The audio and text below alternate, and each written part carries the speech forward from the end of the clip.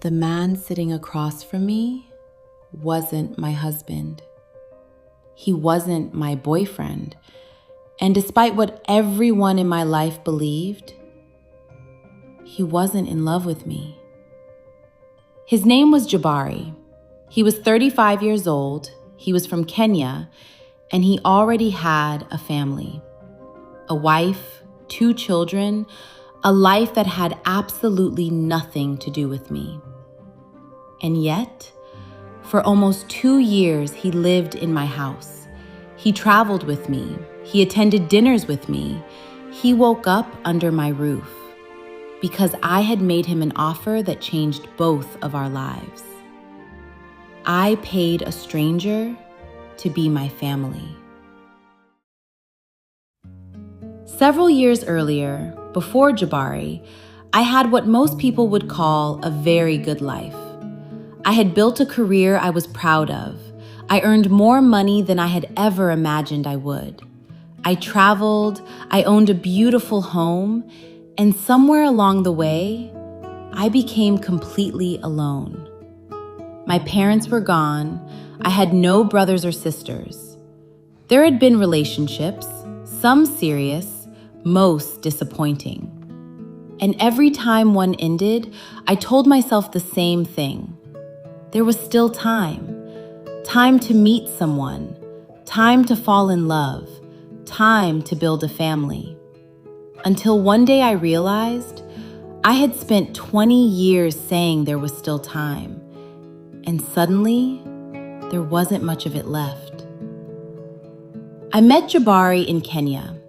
My company was supporting a community project there, and I had been sent for several weeks. Jabari worked with one of the local organizations.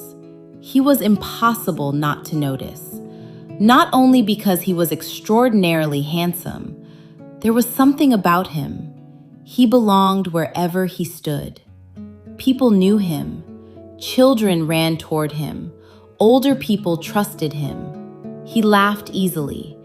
And perhaps because belonging was the one thing missing from my own life, I was fascinated by his.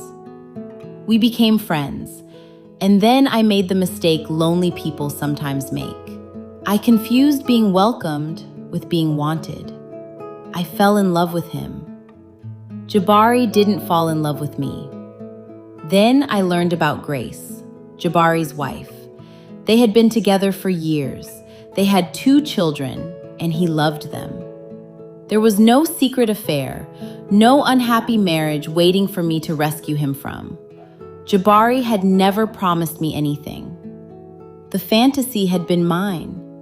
That should have been the end of it. Instead, I made him an offer. I knew Jabari worried about his children's future. He wanted opportunities for them that he wasn't sure he could provide.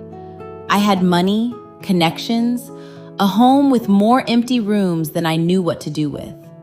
So I proposed something neither of us would ever have imagined. Come home with me. Live there for 3 years. Be my companion. Travel with me. Share my home. And in return, I would pay him. I would help provide for his children. And eventually, I would help Grace and the children join him. I wasn't asking him to pretend he loved me. At least, that's what I told myself. Grace knew about the arrangement. She hated it.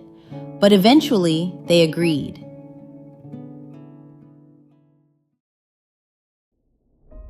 For the first time in years, I wouldn't be going home alone.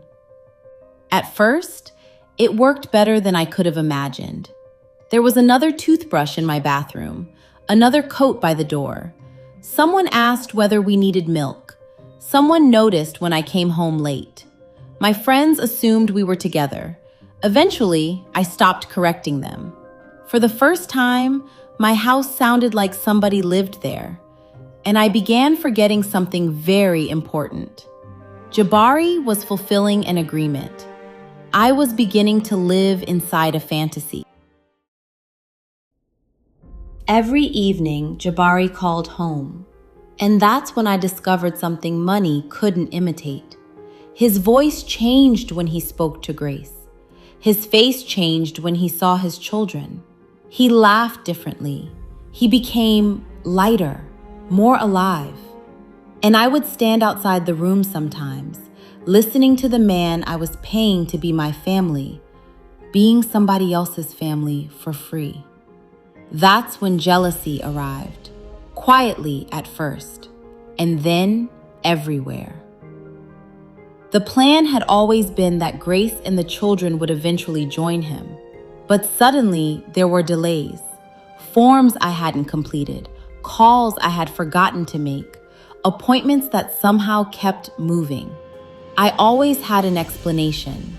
Next month, after this project, when things settled down. But the truth was much simpler. I didn't want them to come. Because if Grace arrived, I would have to remember that Jabari had never been mine. And somewhere along the way, I had stopped paying for companionship. I had started believing I was entitled to the person providing it.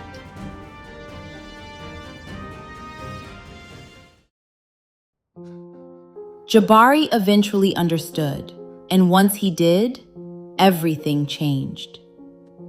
Jabari didn't steal from me. He didn't trick me. He didn't wait until he had extracted everything he could.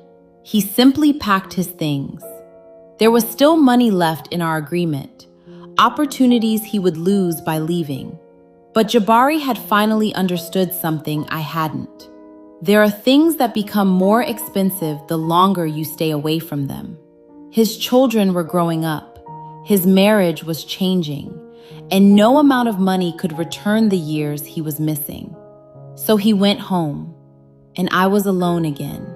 Only this time, the silence felt louder, because now I knew what a full house sounded like. Months later, I went back to Kenya, not for Jabari. I went back to the place where I had first met him. For the first time, I began participating in people's lives without asking what I would receive in return. Eventually, I saw Grace again. There was no beautiful reconciliation, no instant forgiveness. Some things shouldn't be made that easy. But I did one thing I should have done long before. I kept the promise I had made about their children's education. Not because I wanted Jabari back, not because I wanted Grace to forgive me, because a promise shouldn't stop mattering simply because you no longer get what you wanted from it. And then I went home. Years later, I thought back to the woman I had once been, the woman who thought family was something I had somehow missed my chance to have. Then I tried to buy it. But what I really wanted was never a man sitting across from me at breakfast. I wanted people who noticed when I wasn't there. People who knew where I kept the coffee. People who didn't wait at the door because they already knew they were welcome. So I stopped waiting for someone to arrive and give me a family. I started building relationships, friendships, traditions, Sunday dinners, ordinary Tuesdays. And slowly, the house that money had filled with beautiful things filled with people. I had paid Jabari to make me feel like I belonged somewhere. But belonging was never something another person could sell me. It was something I had to learn to create.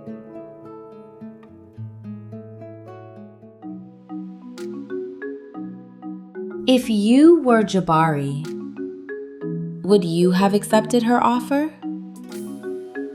And if you were her, how far would you have gone just to stop feeling alone? Tell me in the comments. And if you enjoyed this story, like the video, subscribe to Fearless Lions, and I'll see you in the next story.